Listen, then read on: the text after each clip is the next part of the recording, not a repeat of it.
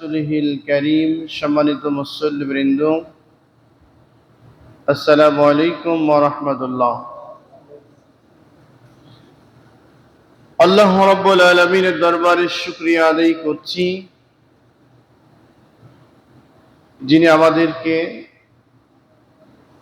পবিত্র জুম্মার দিন রবিউল আউয়াল মাসের প্রথম জুম্মা, রবিউল আউয়াল মাসের ৪র্থ তারিখে তিনার ঘর মসজিদে এসে কোরআনে কারীম থেকে কিছু কথা বলার এবং শোনার জন্য তৌফিক দান করলেন। রব্বুল আলামিনের দরবারে শুকরিয়া আদায় করছি, সকলে বলছি আলহামদুলিল্লাহ। আরো শুকরিয়া আদায় করছি যে আল্লাহ রব্বুল আলামিন শত ব্যস্ততার মধ্যে দিয়ে আযানের সাথে সাথেই তিনার ঘর পর্যন্ত আসার বসার সুস্থতা, শরীর নিয়ে, সুস্থ মস্তিষ্ক নিয়ে কিছু কথা বলার এবং শোনার জন্য তৌফিক দিলেন। রব্বুল আলামিনের দরবারে আবারও শুকরিয়া আদায় করছি, সকলে বলছি আলহামদুলিল্লাহ। লক্ষ কোটি দুরূদ ও সালাম বর্ষিত হোক বিশ্ব মানবতার মুক্তির দিশারি, দোজাহানের বাদশা, আমাদের শ্রেষ্ঠ নেতা, শ্রেষ্ঠ নবী জনাবে মুহাম্মদুর রাসূলুল্লাহ সাল্লাল্লাহু আলাইহি ওয়াসাল্লামের প্রতি। সম্মানিত উপস্থিতি, ৫ ওয়াক্ত নামাজের সময় আমরা যেভাবে স্মরণ করি, খেয়াল রাখি, মনে হয় যেন জুম্মার নামাজে আমরা এভাবে খেয়ালটা রাখি খুব কম। কেন? আমার জীবনের চলার গতিতে ব্যবসা বাণিজ্য, কর্ম, রাজনীতি, অর্থনীতি, সমাজনীতি, পারিবারিক নীতি, সব বিষয়গুলা নিয়ে এমন একটি সময় এখন আসছে যে মসজিদেই যাই, যেখানেই যাই, শুধু আমার বিরুদ্ধেই চলে আসে, বিরোধিতাই শুধুমাত্র হুজুররা করে। সেই জন্য আমরা মনে হয় যেন এমন একটা সময় বেছে নিয়েছি, নামাজ পড়তে হবে ঠিক, কিন্তু এমন একটি সময় যাব যাতে করে আমার কথা কেউ শুনবে না, তাদের কথাও আমি শুনবো না। এই প্রেক্ষাপটটার মধ্যে দিয়ে এখন জুম্মার নামাজের মুসল্লিগুলা হয়তো অতি চালাক বেশি আসছে, অথচ ৫ ওয়াক্ত নামাজের সময় আযানের সাথে সাথেই মসজিদে এসে আমরা বসে থাকি। নামাজ শেষ, মসজিদ থেকে অনেকে বেরও হতে চাই না, আমল করতে হবে। সুবহানাল্লাহ, আলহামদুলিল্লাহ, আমল করার জন্য বসে থাকি ঠিক, কিন্তু জুম্মার নামাজের যে শর্ত সেটা আমরা মানতে রাজি না। যাই হোক, আল্লাহ রাব্বুল আলামিন ওই দিক থেকে আমাকে আপনাকে হেফাজত করে শয়তানের প্রলোভন থেকে, শয়তানের ধোঁকা থেকে আমাদের বিরত রেখে যথাসময় আসার জন্য কবুল করেছেন। আমরা আবারও শুকরিয়া আদায় করছি, আলহামদুলিল্লাহ। রবিউল আউয়াল এমন একটি মাস, এমন একটি সময় আমরা জানি না, বুঝি না, সেই জন্য তার মূল্য, তার মূল্যায়ন, তার কদর আমরা করতে পারছি না। নেতার আগমন উপলক্ষে বড় করে আমরা মঞ্চ সাজাই, আমরা হলো গেট সাজাই, আলোকসজ্জা করি নেতার আগমনের উপলক্ষে। নেতা আসার পরে আমাদেরকে মেসেজ দিলেন, যেই মেসেজটা নেতা নিজেই মানে না।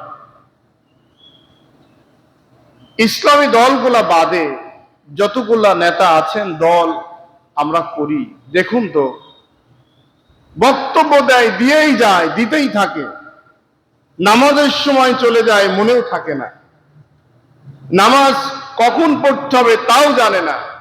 ওই মঞ্চে, ওই জায়গায় দাঁড়িয়ে যদি নেতা নামাজ পড়তো, কর্মীরাও নামাজ পড়তে বাধ্য হতো। দুনিয়ার সামান্য একটা নেতার জন্য এত বিশাল আয়োজন আমরা করলাম, অথচ পৃথিবীর শ্রেষ্ঠ যিনি নেতা, দোজাহানের বাদশাহ, এই দোজাহানের বাদশাহ কিন্তু আমরা বুঝি না। মানে হলো আমরা কথা বললেই কারো না কারো গায়ে বাঁধে, এই বাধাটা আমরা কবে যে দূর করব জানি না। দোজাহানের বাদশাহ এমন একটি নেতা, যে নেতার একালেও দাম আছে ও কালেও দাম আছে। সুবহানাল্লাহ। আমরা যে নেতার অনুসারী, একালেও দাম আছে ও কালেও দাম আছে। এই হলো দোজাহানের বাদশাহ। আর বলুন তো, এই নেতা বাদে যত নেতা পৃথিবীতে আছে, মৃত্যুর পরে ও নিজেই জানে না ও কোথায় থাকবে, কোথায় যাবে। একালেই মূল্য পায় না, পলা চলে যাওয়া লাগে, পলা থাকা লাগে। ওই কালে যায় আপনার খোঁজ নেবে কিভাবে? এই জন্য আমাদের নেতা হলো দোজাহানের বাদশাহ, শ্রেষ্ঠ নেতা জনাবে মুহাম্মদুর রাসূলুল্লাহ সাল্লাল্লাহু আলাইহি ওয়াসাল্লাম। ইনি আগমন করবেন এই মাসে, রবিউল আউয়াল মাসে।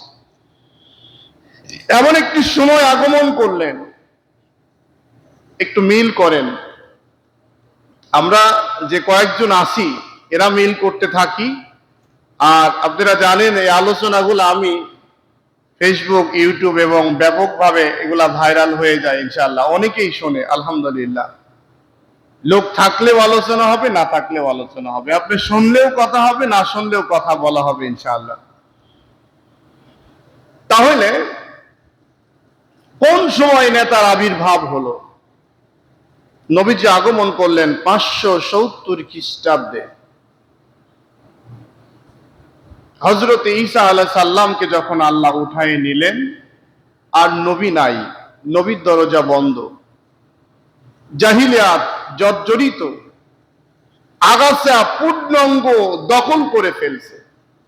যেমন ইক্ষু গবেষণার মধ্যে কয়েকদিন আগে আমি এমনি বিকালে বেড়াতে গেলাম, এমন কিছু গাছ ওখানে দেখলাম যেগুলো আগে কখনো দেখি নাই। আমি 2-3 জন ভাইকে জিজ্ঞাসা করলাম, ভাই এগুলা কি? ফুলের গাছ? নতুন কোন পদ্ধতিতে কোনগুলা আপনারা আবার কখন আমদানি করেন? কি এগুলা বলেন? উনি বললো এগুলা আগাছা। আগাছা হলো এইভাবে আপনারা, বললো ভাই ফসল বোনার আগ পর্যন্ত এগুলো এমনই থাকে, ওই সময় আবার মেশিন দিয়ে কেটে দেওয়া হয়। তার মানে হলো জমিতে ফসল না বোনার জন্য একটু ফাঁকা পাইলেই আগাছাতে জর্জরিত হয়ে যায়। এক নবী থেকে আর এক নবী আসার পর্যন্ত এই লম্বা প্রায় 500 বছর একটা সময় না থাকার জন্য আগাছা এমন ভাবে তৈরি হয়েছে, আবির্ভাব হয়ে বীজ স্থাপন করে ফেলছে। ওই আগাছা জানে না যে আমি আর এখান থেকে শেষ হব। সবাই ভালো করে শুনবেন বিষয়টা। কি আগাছা ছিল দেখেন।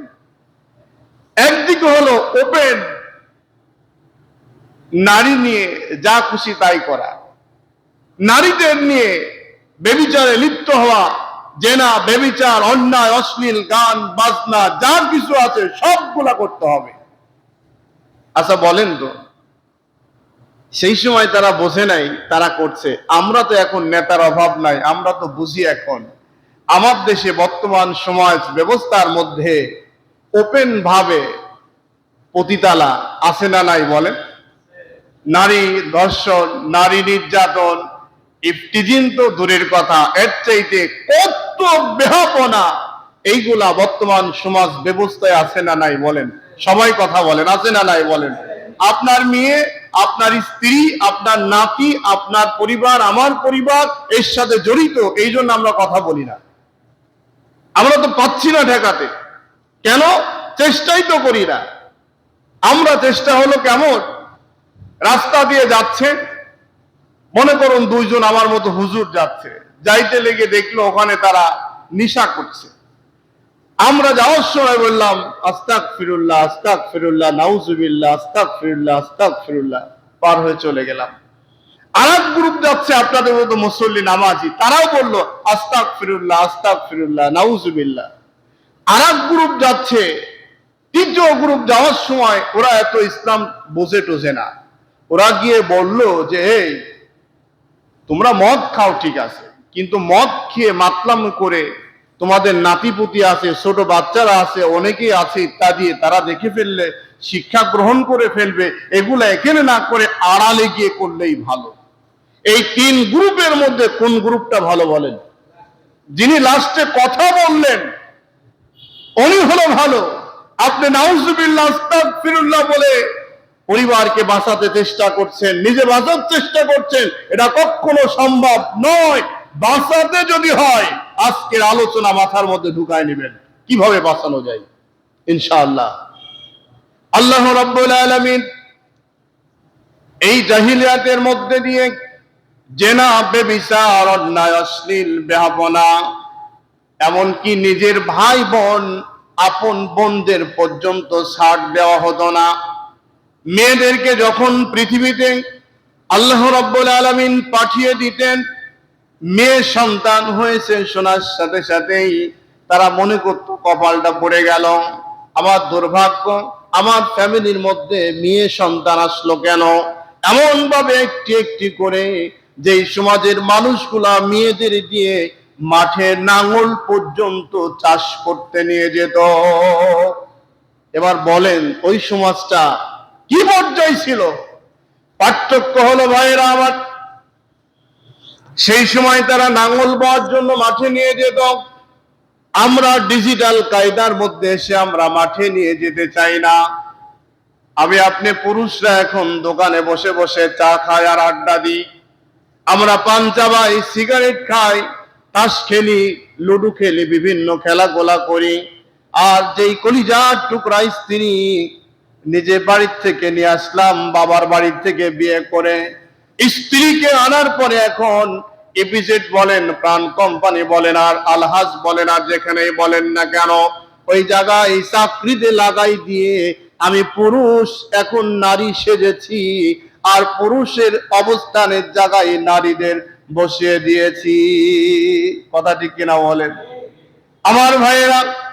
ডিজিটাল কায়দার কারণে পার্থক্য হলো, ওই জাহিলিয়াতের সময় তারা মাঠের মধ্যে নিয়ে গিয়ে নানান ভাবে নির্যাতন গুলা করত।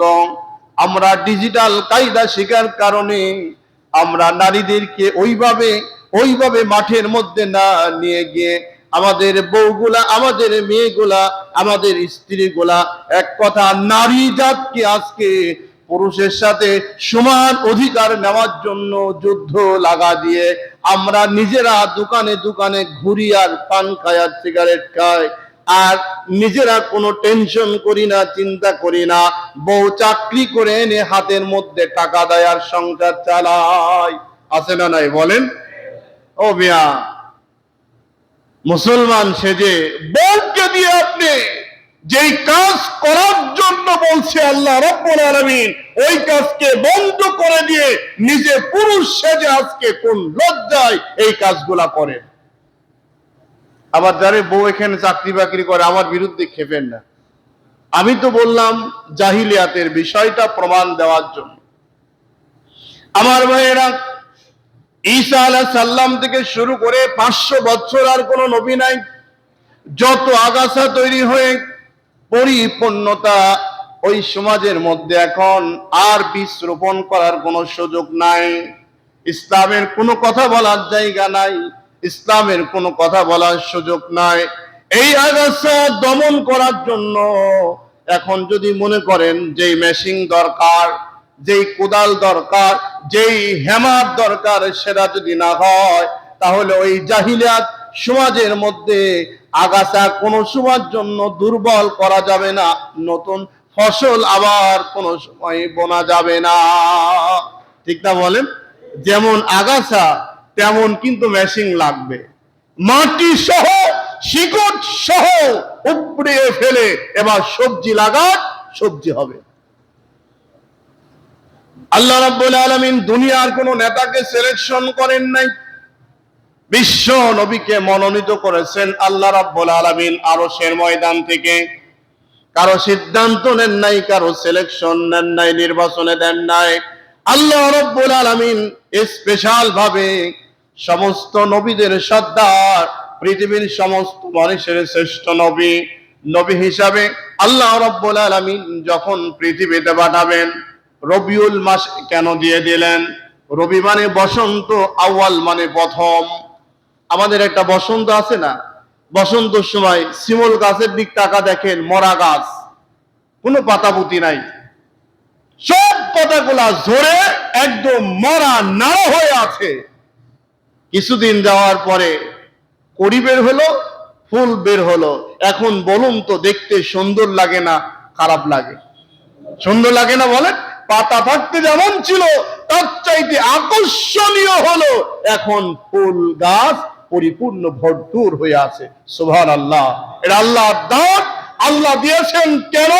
শিক্ষা নেওয়ার জন্য। বান্দা শিক্ষা নাও। আমি বসন্ত কেন দিয়েছি? রসুলকে বসন্তর মুহূর্তে এসে মরা গাছে ফুল ফোটানোর জন্য, জাহিলিয়াতকে দমন করার জন্য বিশ্ব নবীকে পাঠালেন পৃথিবীতে। আবার বলেন সুবহানাল্লাহ। যেন তেন নবী আসেন নাই। আমার ভাইয়েরা দেখুন, বর্তমান সমাজ ব্যবস্থার মধ্যে কথা বলার জন্য একটা সময় কোনো পরিবেশই ছিল না। ইসলামের কথা বলতে পারি নাই। তাফসীর মাহফিলে গিয়ে বসলেই এরকম একটা চিঠি দেয়া দিত। নানান ভাবে হুমকি ধামকি, নানান পদ্ধতি ছিল একটি সময়। এখনো কম বেশি আছে না নাই বলেন? এখনো আছে। কারণ হলো কি, মসজিদের ইমাম যদি কমিটির বিরুদ্ধে কোনো কথা বলে ফেলে দেয়, মুসল্লির বিরুদ্ধে যদি কোনো কথা চলে যায়, আবার যদি ব্যবসা বাণিজ্য কর্ম এলাকার বিরুদ্ধে যদি কোনো কথা চলে যায়, তাহলে ওই ইমামকে লাস্টিং না করানোর জন্য যত দ্রুত, যত সময় কমের মধ্যে বিদায় দেওয়া যায়, এই পরিকল্পনা গ্রহণ করে মসজিদে আসার মুসল্লি আছে না নাই? আছে না বলেন? কেন? এ আমাদের ঝামেলা, পথের কাঁটা। এই কাঁটা না হেঁটালে আমার পায়ে কোন দিন ঢুকবে কাঁটা, সেদিন হবে আমার চরম বিপদের একটা মাথা। আমার ভাইয়ের আমার অবস্থায় আল্লাহ রাব্বুল আলামিন বিশ্ব নবীকে পৃথিবীতে আগমন করার পূর্বে মুহূর্তে, নবীজির পিতার নাম ছিল আব্দুল্লাহ। নাম কি বলেন সবাই? আব্দুল্লাহ। আল্লাহ রাব্বুল আলামিন আব্দুল্লাহ চেহারার মধ্যে একটা নূর দিয়েছিলেন। রাস্তা দিয়ে যখন হেঁটে যেতেন, আরবের মেয়েরা আব্দুল্লাহর পিছনে পিছনে ঘুরতো আকর্ষণ বিয়ে করার জন্য। কি করার জন্য বলেন? অনেক মানুষ, অনেক যুবক, এই যুবকদের মধ্যে কিছু কিছু স্পেশাল ভালো যুবক, ভালো যুবতী, সুন্দর মেয়ে, সুন্দর ছেলে থাকে না? থাকে না বলেন? থাকে। তখন মেয়েরা বা ছেলেরা উভয় পক্ষই বিয়ে করার জন্য স্পেশাল মন্তব্য নিয়ে নানান ভাবে, নানান কায়দায় ফুল বিভিন্ন কিছু দেওয়ার জন্য প্রস্তুতি নেয়। এটা আমার দেশে এখনো কিন্তু আছে না নাই বলেন? মুরব্বীরা না জানলেও যুবকরা ঠিকই জানে যে এখন এরকম চলছে। এমন সময় আব্দুল্লাহর পিছনে পিছনে লোকজন ঘোরাফেরা করে, কিন্তু আল্লাহ রাব্বুল আলামিন আমার আপনার নবীকে সরাসরি আসমান থেকে দিয়ে দিতে পারতেন। যদি পাঠিয়ে দিতেন, বিশ্ব নবীকে ধিক্কার দিত কিয়ামত পর্যন্ত সমস্ত মানুষগুলা। অনেকেই বলতো আল্লাহ ছেলে, অনেকেই বলতো আল্লাহ অংশীদারিত্ব, অনেকেই অনেক রকম কথাবার্তা বলতো, যেমনটা কাফেররা আজকে পর্যন্ত ঈসা আলাইহিস সালামকে নিয়ে কথা বলে। ঠিক না বলেন? আল্লাহ রাব্বুল আলামিন সেই জন্য মুক্ত করে দিয়ে কোন কাফের যেন কোনো কথা বলতে না পারে, সেই জন্য আমার আপনার নবীকে আমার আপনার কায়দায় মার পেটের মধ্যে দিয়ে আমার আপনার নবীকে পৃথিবীতে আগমন করানোর কারণ হলো, পৃথিবীতে আসার সময় যেই কষ্ট, পৃথিবীর থেকে যাওয়ার সময় যেই কষ্ট, এ টু জেড পরিপূর্ণ যেন আমার আপনার নবী অনুভব করতে পারে। আমাদের নেতারা এসি গাড়িতে থাকে, কিন্তু মাঠের মধ্যে যে কাজ করে যারা, তাদের সম্পর্কে কি জানে বলেন? জানে না। এই জানার জন্য ওনাকে মাঠে যাওয়া লাগবে। আর আমাদের নবীকে যে আল্লাহ দিয়েছেন, এই নবী যেমন মাঠের খবর রাখেন, তেমন ঘরের খবর রাখেন, যেমন পার্লামেন্টের খবর রাখেন, তেমন এই নবী রাস্তাঘাট, কালভার্ট, ব্রিজ সব জায়গার খবর রাখার জন্য বিশ্ব নবীকে পৃথিবীতে এমন একটি সময় পাঠিয়েছেন যাতে করে সমস্ত স্বৈরাচারকে উপযুক্তমূলক শিক্ষা দিতে পারে। সুবহানাল্লাহ বলেন। বলে দেখেন যে কোন সময় আল্লাহ পাঠান। আমার ভাইয়েরা, আব্দুল্লাহ চেহারার মধ্যে আর নূরটা দেখা যায় না। হঠাৎ করে কয়েকদিন পর্যন্ত রাস্তায় আব্দুল্লাহ বের হয় নাই। মেয়েরা রাস্তায় রাস্তায় ঘোরাফেরা করে কিন্তু দেখতে পায় নাই। চিন্তা করলো আব্দুল্লাহ কি অসুস্থ হলো নাকি। ইতিমধ্যে আল্লাহ রাব্বুল আলামিন মনোনীত করে আমার আপনার বিশ্ব নবীর পিতা এবং মাতাকে সিলেকশন করেছেন। আব্দুল্লাহ ওরস থেকে মা আমিনার গর্ভের মধ্যে আমার আপনার নবী বিশ্ব নবীকে আল্লাহ রাব্বুল আলামিন পাঠিয়ে দিল। সুবহানাল্লাহ। এই নূরটা ছিল এখন আব্দুল্লাহর কাছে, এই নূরটা এখন দিয়েছেন আল্লাহ মা আমিনার কাছে। সুবহানাল্লাহ বলেন। এমন পর্যায়ে আসছে পৃথিবীতে, সমস্ত সন্তানগুলা পৃথিবীতে আসার সময় আমার আপনার মা, বোন, স্ত্রী সবার পেটটা একটু উঁচা হয়, ভাব মনে হয়, চিন্তা করা যায়। কিন্তু বিশ্ব নবী সম্পূর্ণরূপে মা আমিনার গর্ভের মধ্যে দিয়েছেন আল্লাহ, ভিন্ন পদ্ধতির মধ্যে রেখেছেন। সুবহানাল্লাহ। উনি যেদিকে যায় সেমা মাথার উপর দিয়ে হেঁটে হেঁটে যায়। লোকেরা চিন্তা করেন, লম্বা ইতিহাস তো, মূল বিষয়টা যাওয়ার সময় চলে যাবে। মা আমিনার ইতিহাস আপনারা জানেন। একটি পর্যায়ে গিয়ে রাসূল সাল্লাল্লাহু আলাইহি সাল্লামকে আল্লাহ পৃথিবীতে আনলেন। প্রথম জাস্ট পৃথিবীতে যখন আসলেন, আসার সাথে সাথেই নবীজির কণ্ঠ দিয়ে যেই আওয়াজটা বের হচ্ছিল, অনুভব করছিল ইয়া উম্মতি ইয়া উম্মতি, আল্লাহর প্রশংসা, আল্লাহর কৃতজ্ঞ। এবং এই উম্মত নিয়ে ছোট্ট একটি মানুষের এই ব্রেনের মধ্যে আল্লাহ ঢুকিয়ে দিয়েছিলেন কিভাবে। ভিন্ন পদ্ধতিতে পড়ে গেলেন। আস্তে আস্তে করে যেদিকে যায় সেদিকে, যেদিকে যায় সেদিকেই নবীর একদম মানে প্রশংসায় পঞ্চমুখ হতে থাকলেন। শেষ কথা যেটা, সেটা হলো রাসূল সাল্লাল্লাহু আলাইহি সাল্লামের বংশের লোকেরা বড় ব্যবসায়ী ছিলেন। সিরিয়ার দিকে ব্যবসা করতে যাইতেন। এই সিরিয়ায় ব্যবসা করতে যাওয়ার সময় ওই রাস্তাতে, ওই পথে আল্লাহ রাব্বুল আলামিন একটা মরা আগাছা, একটা মরা গাছ, শিমল গাছের মতো রেখে দিয়েছিলেন। ওই সময়কের পাদ্রী, ইহুদিদের কিতাবের যে তাওরাত, কিতাবের যে তাওরাত, জবুর, ইনজিল এবং ওই সময় বড় বড় কিতাবের যে পাদ্রীগুলা, পণ্ডিতগুলা সবাই জানতো এই গাছের নিচে এমন একটি লোক এসে বসবে, এই গাছের পাতা ওই দিনকে গজাবে। সুবহানাল্লাহ বলেন। চিন্তা করে আল্লাহর পূর্ব পরিকল্পনা। ইতিহাস অনেক লম্বা। এমন সময় রাসূল সাল্লাল্লাহু আলাইহি সাল্লাম বড় হয়ে গেলেন। এখন বাবাটা মারা গেলেন, মাটা মারা গেলেন, দাদার কাছে লালিত পালিত হচ্ছে, দাদা মারা গেলেন, চাচাদের কাছে লালিত পালিত হচ্ছে। এতিম কারে বলে? এতিম কিভাবে হয়? ঘাত প্রতিঘাত সহ্য করে এই সমাজের মানুষকে উপযুক্ত শিক্ষা দেওয়ার জন্য আল্লাহ রাব্বুল আলামিন নবীকে পাঠিয়েছেন পৃথিবীতে। সাদা জামা পরি ঘোরার জন্য পাঠান নাই। ঘাত প্রতিঘাত সহ্য করে নবী আসছেন আবার আপনার সামনে। এই দিক দিয়ে ব্যবসার জন্য, যাই হোক, ইতিহাস অনেকে জানেন, নিয়ে গেলেন। যাওয়ার সময় বিশ্রামের জন্য একটা গাছের নিচে বসলেন।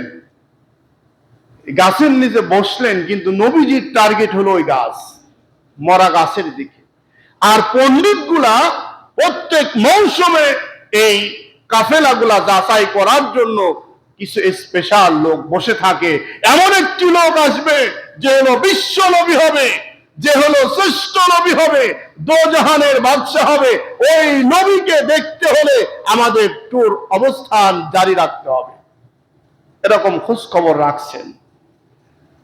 থাকার সময় হঠাৎ করে নবীজি যখন ওই গাছের নিচে বসলেন, বসার সময় গাছের পাতা গজে গেল, পাতা সরে গেল। তখন তারা নিঃসন্দেহে চিন্তা করলেন এই হবে সেই নবী, আব্দুল্লাহ ছেলে মুহাম্মদ, সেই জামানার নবী, দোজাহানের বাদশা হবে। এই হলো শ্রেষ্ঠ নেতা, দোজাহানের জন্য আল্লাহ রাব্বুল আলামিন মনোনীত করে দিয়েছেন। সুবহানাল্লাহ। এখন আমার এখানে যারা আছেন, আমি যে এই কথাগুলা বলছি এর মধ্যে কিছু দ্বিমতের লোক আছে না নাই বলেন? এখানে আলোচনা করার সুযোগ না পান, দোকানে গেলে ঠিকই পাবেন। কেন? হয়তোবা তার বিরুদ্ধে যেতে পারে, না হলে তার নেতার বিরুদ্ধে যেতে পারে, তার দলের বিরুদ্ধে যেতে পারে, কর্মের বিরুদ্ধে যেতে পারে, পরিবারের বিরুদ্ধে যেতে পারে। সেই জন্য মুখ না খুললেও একটা সময় খুলে ফেলে দেয়। রাসূলকে ওই সময় সবাই মানতে পারে নাই, দু একজন ব্যতীত সমস্ত লোকের মধ্যে একটা হিংসা কাজ করছে। গরিব মানুষের ছেলেকে নবী বানায়, এটা কথা হলো? ফকিন্নি ছেলে যার মাও নাই বাপ নাই মরে গেল, এই লোকটাকে নবী বানাবে কেন?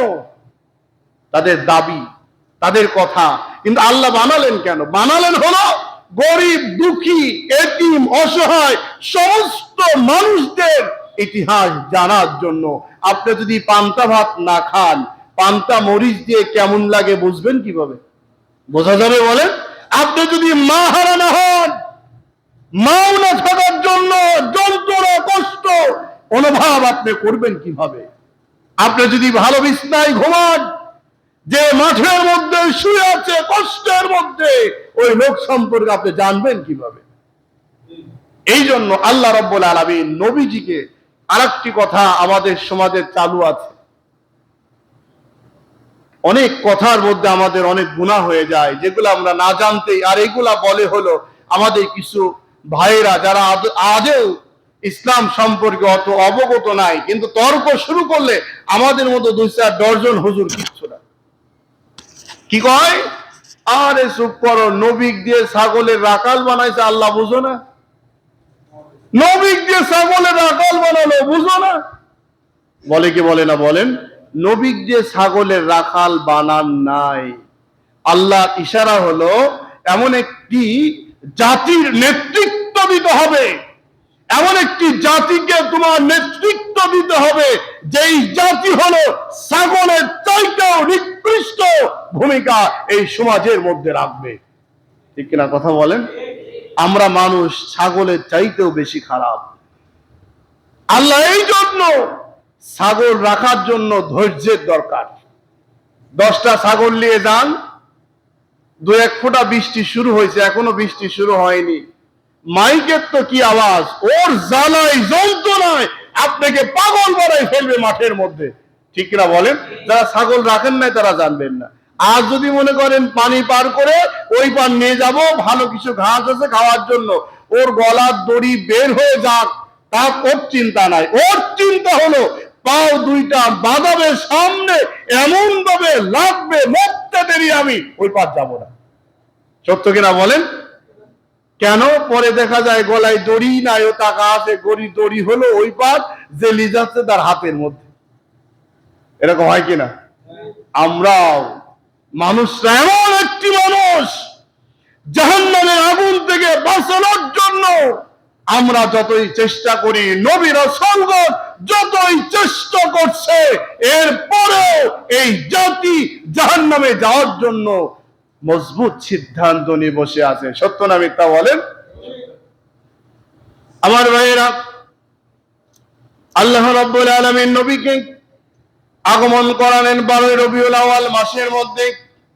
নবী যখন আসলেন, জাহিলিয়াত সমাজ আগাছাগুলা দূর করার জন্য নবী যখন পৃথিবীতে চলে আসলেন, নবী আসার সময়, নবী যখন বড় হয়ে গেলেন, নবীর দাদা, নবীর বংশের লোকেরা কাবা ঘরের চাবিগুলা ওই সময় পর্যন্ত তারা বহন করে আসতেছিল। নিজের বংশের লোকেরা হলো 300 কয়টা মূর্তি ছিল জানো? বলেন সবাই। আরে ভাই, এটা এখন বলতে পারেন না, কিন্তু নবীর গোষ্ঠী সহ 4 দোকানে ঠিকই জানেন মূর্তি ছিল কয়টা? 360টা। এই মূর্তিগুলো ওই সময় যারা ইসলাম গ্রহণ করেছে, এমনকি আমার নবী পর্যন্ত, একদিকে মূর্তি আর একদিকে ইবাদত করতেন। কেন? ওই সময় শাসন ব্যবস্থা ছিল কাফেরদের হাতে। ইচ্ছা করলে মূর্তিগুলা বের করতে পারে নাই, ভাঙতে পারে নাই, দমন করতে পারে নাই।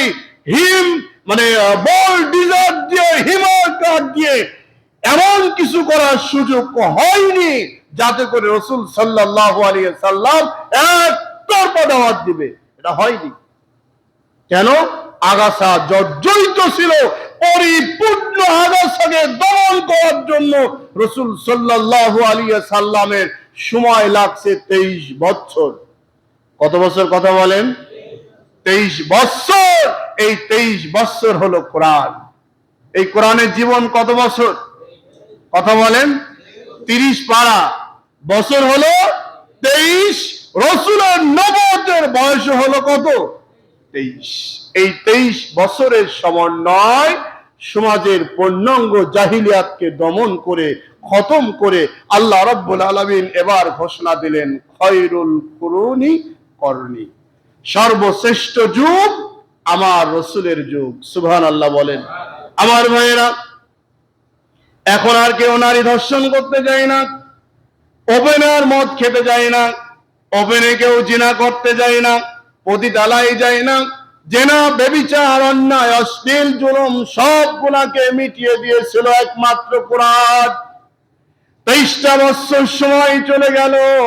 এখন মানুষের হৃদয়ের মধ্যে শুধুমাত্র ভয় হলো আল্লাহ। সুবহানাল্লাহ। আমাদের ভয় কার?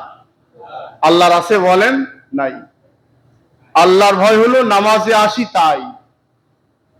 আল্লাহর ভয় যদি থাকতো, রাস্তার পাশে ধর্ষণ হয়, রাস্তার পাশে মদ খায়, জেনা, ব্যভিচার, অন্যায়, অশ্লীল, বেহাপনা সমস্ত কার্যক্রম গুলাই জর্জরিত পুরা সমাজের মধ্যে।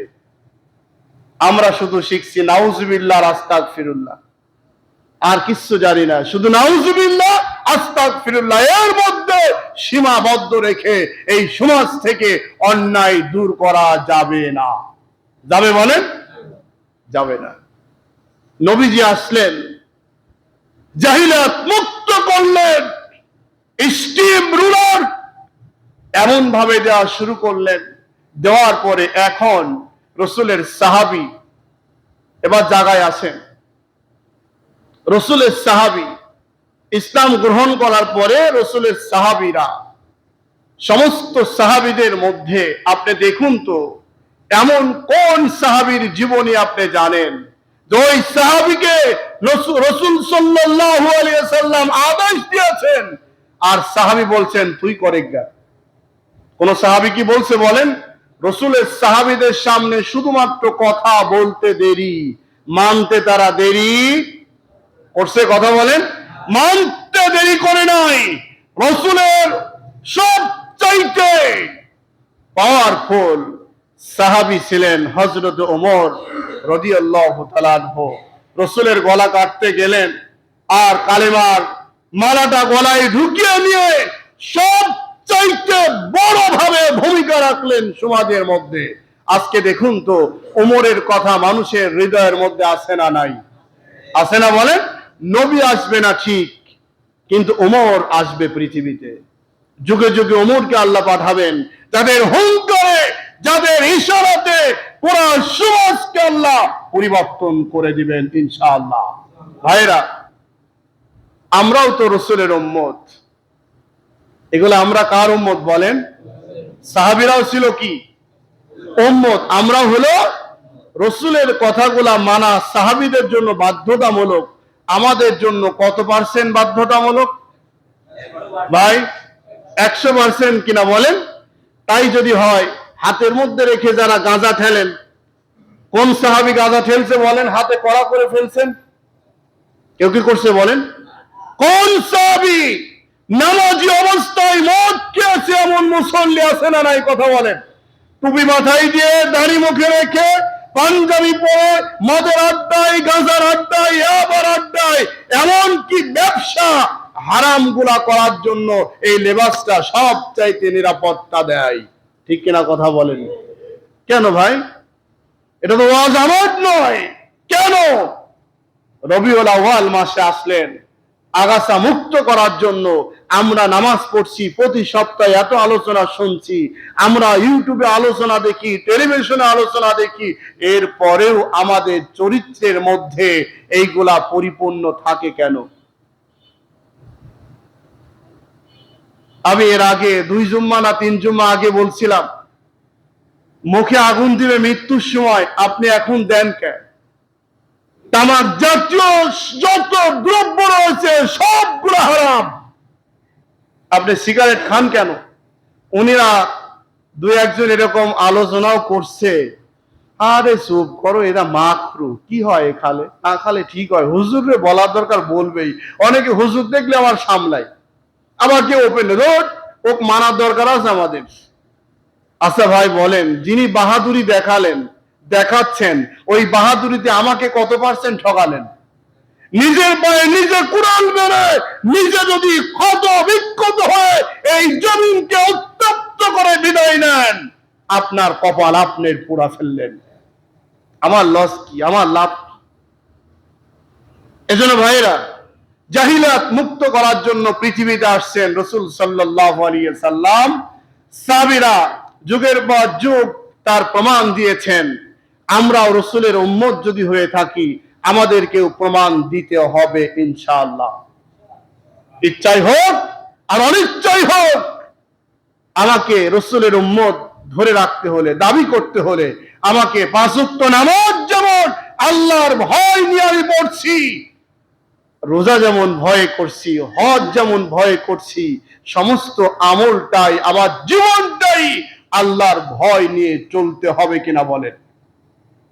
নামাজ পড়েই এর সমালোচনা, ওর সমালোচনা, এর গীবত, ওর গীবত, একে ঠকানো, ওকে ঠকানো, ভাইয়ের সাথে মিল নাই, বোনের সাথে মিল নাই, পরিবারের সাথে মিল নাই, ব্যক্তির সাথে মিল নাই, আর সুযোগ খুঁজে ঠকানো যায় কিভাবে? যে কথাগুলো বললাম, এই কথাগুলো সব ঠকানো যায় কিভাবে দেখি, লাভ নাই। এজন্য আসুন ভাইরা, সময় যেহেতু নেই, আগামী জুম্মায় তারপর থেকে আলোচনা করবে ইনশাআল্লাহ। রাসূল সাল্লাল্লাহু আলাইহি সাল্লামের 23 বছরের জীবন হলো এইটা। এই 23 বছরের জীবন পরিপূর্ণ যদি আপনি ধারণ করতে না পারেন, তাহলে আপনি ব্যর্থ, আপনার জীবন ব্যর্থ। আপনাকে কোনো আব্বা, কোনো বাবা, কোনো নেতা, কোনো ব্যক্তি এই 23 বছরের নবুয়তের জিন্দেগি রাসূল সাল্লাল্লাহু আলাইহি সাল্লামের বাদ দিয়ে আপনাকে জান্নাতে নিয়ে যেতে পারবে না। পারবে? কথা বলেন। তাহলে আমাদের এটা বুকে ধারণ করা দরকার আছে না নাই বলেন? আল্লাহ যেন তৌফিক দান করে, বলেন আমিন। ভাইরা, নিজেদের অবস্থান থেকে এই সমস্ত কার্যক্রমগুলা বন্ধ করে দেন, এই সমস্ত কার্যক্রমগুলা বন্ধ করেন, বন্ধ করে নিজেকে একাই দাঁড় করে দেন, একাই সোজা হয়ে দাঁড়ান। 10 জন দাঁড়ানোর দরকার নাই, একজন যদি দাঁড়ায়, রাসূল সাল্লাল্লাহু আলাইহি সাল্লাম বলছেন, একজন ঈমানদার 100 কাফেরকে মোকাবেলা করার জন্য যথেষ্ট। এটা কি রাসূলের কাহিনী, কিসসা, গল্প, না আসলে কাজে কামে প্রমাণ দিয়েছেন? কাজে কামে প্রমাণ দিয়েছেন। এজন্য আসুন আমরা মুসলমানিত্ব ধরে রেখে আল্লাহর কোরআনের সাথে সম্পর্ক গড়ে যেন আমরা চলতে পারি। সকলে বলেন আমিন। শেষ কথা বলি, গত জুম্মার আগের জুম্মায় সুন্নত না পড়ে চলে যাওয়ার জন্য কথা বলছিলাম, এরপরেও চলে গেলেন। এই জাতীয় লোক এখানে আছেন না নাই? আমি যদি হাত তুলতে বলি আপনি অপমান হবেন, হাত তুলতে বলতে যাচ্ছি না, আপনার কিন্তু এই ক্যামেরার মধ্যে সীমাবদ্ধ। আপনি যদি চলে যান, আপনি আমার কাজে আসেন নাই ভাই, আমার কাজে আসছেন, আমাকে ঠগায়ে আড়াল করে চলে গেলেন না, আপনি আসছেন আপনার কাজে, আপনার কাজটা ঠিক মতো করেন। আমি বিশ্বাস করি রবিউল আউয়াল মাস থেকে সত্যি রাসূলের উম্মত যদি আপনি হয়ে থাকেন আর সুন্নত নামাজ না পড়ে একজন আর পালাবে না ইনশাআল্লাহ। পালাবে নাকি বলেন? ভাই পালাবেন। যে পালাবি মনে করেন সে রাসূলের উম্মত বাদে শয়তানের উম্মত। কি বলেন? রাসূলের উম্মত বাদে কার উম্মত হবে? আরেকজন। একদিকে আল্লাহর ইবাদত, আর একদিকে শয়তানের ইবাদত। আপনি যা খুশি তাই খুঁজে দেখেন, আপনি নামাজে ফাঁকি দিবেন, আপনার তাকদীর পুড়ে যাবে, নষ্ট হয়ে যাবে, আপনি কিয়ামত পর্যন্ত তাকদীর ফেরাতে পারবেন না। কেন নামাজে ফাঁকি দেন আপনি এত? আল্লাহ যেন তৌফিক দান করে, বলেন আমিন। আমরা যারা সুন্নত পড়ি নাই, 4 রাকাত সুন্নত পড়ে দিই।